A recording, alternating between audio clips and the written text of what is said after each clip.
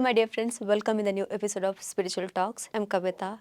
Friends, so today we have a very senior pyramid master from Siddipet who is in charge of Siddipet Assembly constituency for Pyramid Party of India, and he is by profession professor in Indore Institute of Engineering and Technology in Siddipet. So he is Pandurangam Narmeta sir. Sir, welcome in the new episode. Thank you, madam. We want to know about Bhagavad Gita from you. So, what is Bhagavad Gita according to you? The Bhagavad Gita is a song of God, ma'am. It is a divine conversation between two people. One is Lord Krishna and Arjuna. He always talks about formless. Krishna talks about formless. Arjuna talks about form.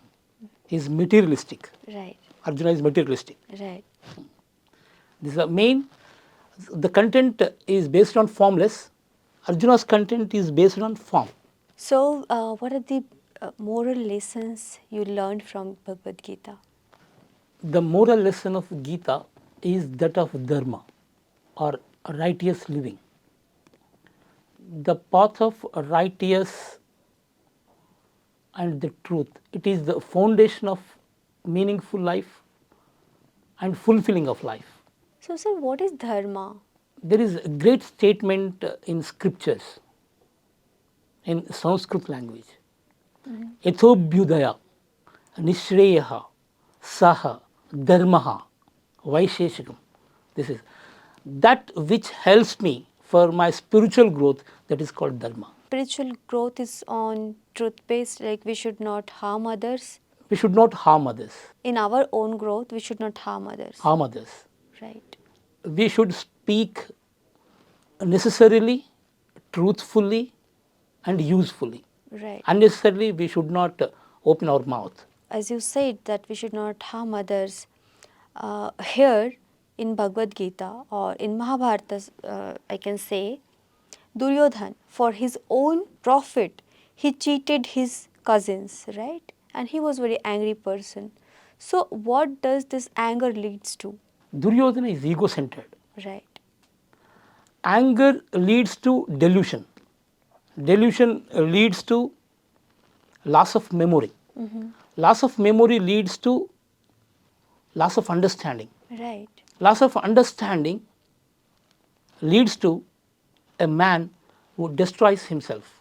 right, right. He perishes. He is completely blind. He doesn't see Yes. the right and wrong thing. Yes. He does all wrong He things. lost his own consciousness. Right. So that's very true. And what is enlightenment according to Bhagavad Gita? According to Bhagavad Gita, there are 4 pillars. One is being a non-violent, being compassionate, and be devoted to the truth. And the person who is enlightened, he is a self-controlled. Self-control, non-violence, compassion, devotion to the truth are 4 pillars of enlightenment according to Bhagavad Gita. When one person he's winning all these things, he's enlightened. Yes, he is winning all these things, he is enlightened. Right. Right. The person, he who is self-controlled, is compassionate, Right. and he is devoted to the truth, practicing non-violence. Right. These qualities tell about a person enlightened. So, sir, coming to my next question, how does a stoic life lead to? A stoic is a man of compassion, is a man of self-control, Right. is a man of wisdom. A stoic is a man of equanimity. A stoic who is able to make decisions based on the reason and logic rather than emotions. Oh, okay. He is able to remain calm and composed in the face of adversity, means in difficult moments. So you said instead of emotional, he should be logical, right? Yes, based on logic and reason, he makes decisions. Right. In the face of adversity or in difficult situations, he remains calm and composed. He is a man of equanimity, he is a man of compassion, he is a man of wisdom, he is a man of self-control. Right. He is a man of courageous. That's a beautiful answer, ever. I want to know about other things about life and death, right? Do we really take birth or do we really die?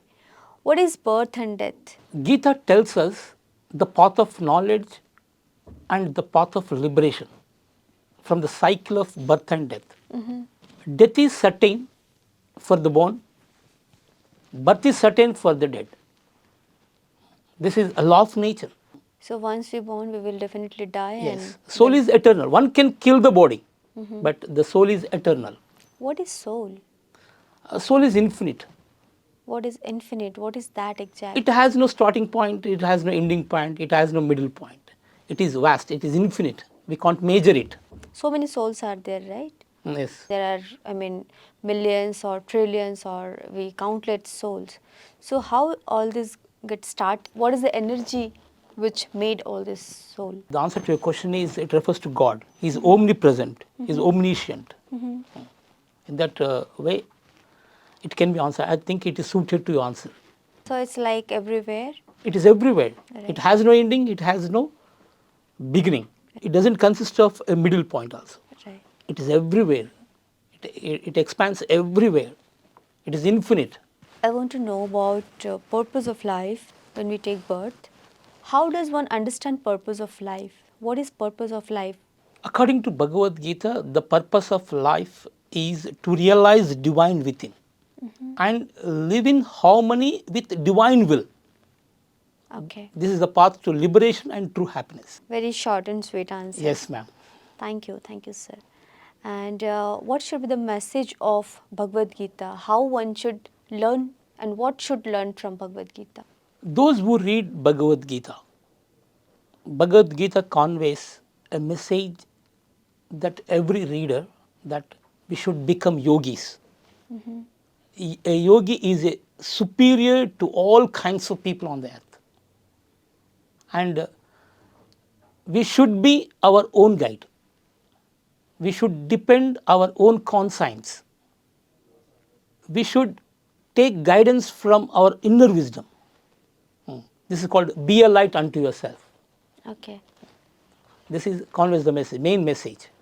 That's beautiful and ultimate message ever, but I feel that it takes long time to come to this point to connect with our own self and get guidance from our own self, because a lot of people, they are very diverted. They are running after a lot of things, money, wealth, relations, but that truth, that divine, as you said. So how much time it should take to connect with ourselves and how much time it takes to be yogi? Some people have achieved with short span of time.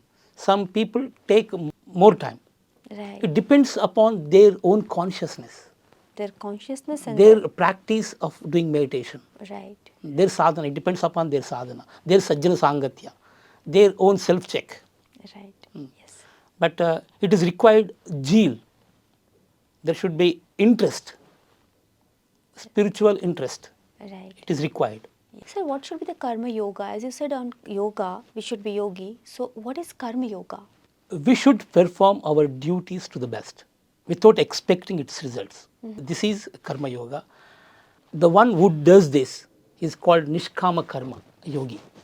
But that expectations is always there when we do something, when we perform something. When you are serving to college, you will definitely expect salary at the end of the month. Otherwise, how will you lead your life? We focus on our work. The work we do is in our hands. The result is not in our hand. Right. Yeah. It is in the hands of divine. Right. Yes. Yeah. And that will definitely happen. Yes. Sir, in Bhagavad Gita, it's said that we should not get attached to people around us or material things. But how it is possible? How we should lead our life without attachment? We should be positive and we shall focus on the present moment. Means non-attachment. Right. Practicing non-attachments. Right. It means non-attachment of the outcome of any situation. So as Nishkam Yoga, when Nishkam Karma Yoga, like when we are performing something, when we are doing something for someone, we should not attach to the result. Yes. It may come, it may not come. We're expecting. Right, yeah. In spirituality, there is no hurry, there is no expectation. If one possesses these, it does not grow properly. Right. Spiritually, it does not go properly. I must say that there are so many entrepreneurs or business leaders who are spiritual as well.